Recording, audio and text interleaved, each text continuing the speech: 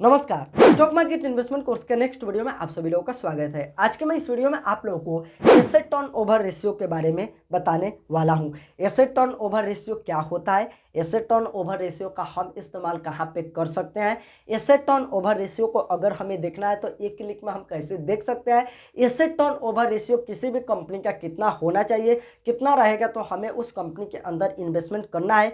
देखिए कि दोस्तों, अगर आप किसी भी कंपनी में इन्वेस्ट कर रहे हैं तो उसके फंडामेंटल में जाके आपको एसेट टर्नओवर रेशियो को जरूर से देखना है। अगर आप यह नहीं देखते हैं, ऐसे भी किसी भी कंपनी में आप इन्वेस्ट कर देते हैं तो भैया आपका पैसा डूब भी सकता है। तो इसीलिए एसेट टर्नओवर रेशियो को देखना बहुत ही ज़्यादा जरूरी है। यकीन मानिए, इस वीडियो को अगर आप लास्ट तक देख लेते हैं तो कोई भी आपका कन्फ्यूजन नहीं रहेगा एसेट टर्नओवर रेशियो को लेके। तो चलिए अब हम इस वीडियो को करते हैं स्टार्ट। मैं हूं आपका दोस्त मंगेश कुमार, स्वागत है आप सभी लोगों का मंगेश कुमार 2.0 चैनल के एक नए वीडियो में। तो चलिए इस वीडियो को देख लेते हैं। यह हमारे कोर्स का 36वां वीडियो है, एडवांस लेवल का 14वां वीडियो है। पिछले सारे वीडियो को अगर आप देखना चाहते हैं बिल्कुल फ्री में तो लिंक है नीचे डिस्क्रिप्शन में, आप जाके देख सकते हैं। और दोस्तों, हम अपने वीडियो को टॉपिक के ऊपर आते हैं और एसेट टर्नओवर को समझने की कोशिश करते हैं, यानी कि एसेट टर्नओवर जो रेशियो है इसको समझने की कोशिश करते हैं। तो सबसे पहले हम ये जान लेते हैं कि आखिर एसेट टर्नओवर रेशियो क्या होता है। तो देखिए कि दोस्तों, यह एक इफिशिएंसी रेशियो है।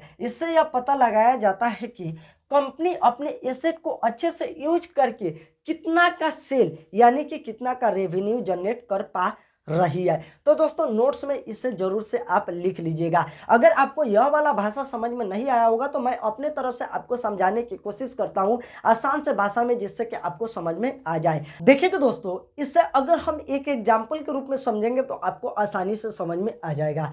एग्जाम्पल के लिए हम दोस्तों यहाँ पर मान लेते हैं कि मेरा कोई शॉप है और उस शॉप में मैं एक बंदा को रखा हूँ, उससे मैं सैलरी दे रहा हूँ 10,000 रुपये महीने का। इकाई दहाई सैकड़ा हज़ार 10,000 रुपये महीने का दे रहा हूँ।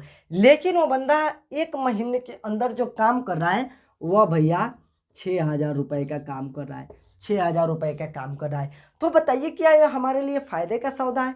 आप कहिएगा नहीं है, ये तो भैया 4,000 का घाटा दे रहा है। तो ऐसे व्यक्ति को रखने से क्या हमें फ़ायदा हो रहा है? कोई फ़ायदा नहीं। तो इसको हमें हटा देना चाहिए, नहीं तो इसको ट्रेनिंग देके हमें उतना ट्रेंड करना चाहिए जिससे कि हम इसे 10,000 का सैलरी दे रहा है तो कम से कम ये 20,000 का काम करे। तो वैसे ही भैया कंपनी के अंदर भी होता है। कंपनी के अंदर जो मशीन होती है उस मशीन को भी उस लायक बनाया जाता है या वैसे खरीदा जाता है, वैसे मशीन को जो कि जितना उस मशीन को चलाने में खर्चा आ रहा है उससे ज़्यादा का वो सामान तैयार करे। और भैया यही पता चलता है एसेट जो कि टर्नओवर रेशियो से।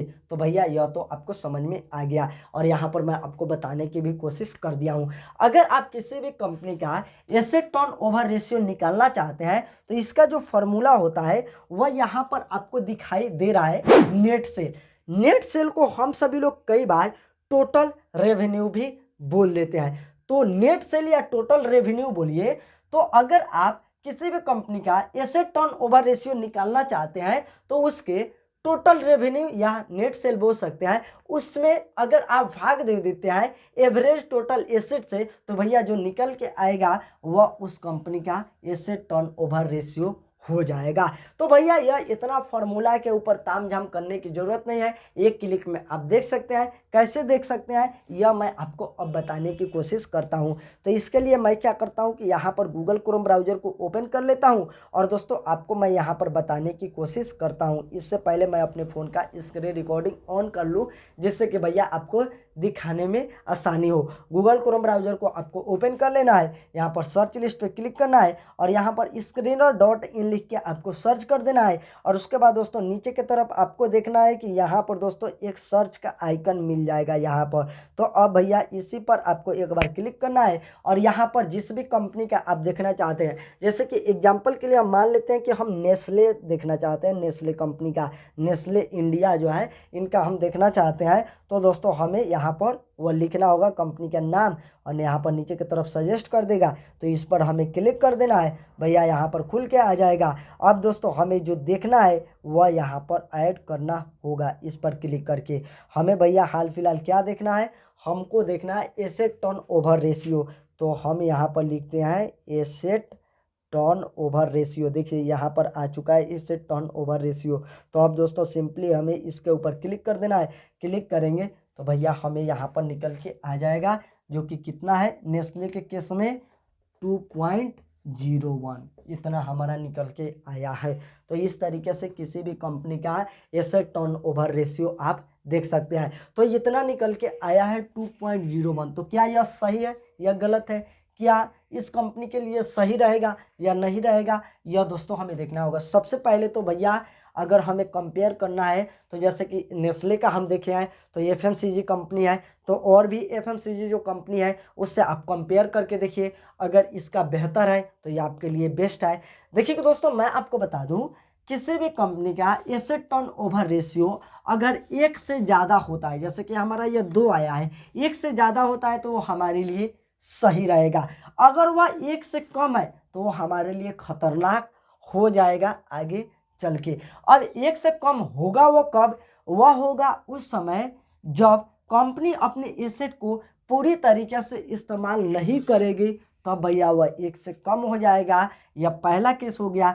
दूसरे केस में यह हो जाएगा कि जो कंपनी प्रोडक्ट बना रही है उस प्रोडक्ट का डिमांड मार्केट में घट गया है, तब भी भैया यह कम आपको देखने के लिए मिलेगा, और कम देखने के लिए मिलेगा तब भी यह हमारे लिए खतरनाक है। उसके बाद जो कंपनी के पास जो मशीन है, जैसे कि शुरुआती में एग्जाम्पल के तौर में हम आपको समझाए, तो जो मशीन है वह पुरानी हो चुकी है, जो कि ज़्यादा प्रोडक्ट को मैन्युफैक्चर नहीं कर पा रही है, जिसके वजह से यहाँ पर एसेट टर्न ओवर रेशियो हमें कम देखने के लिए मिल रहा है। तो इन 3 रीजन के वजह से भैया एसेट टर्न ओवर रेशियो कम देखने के लिए मिलता है।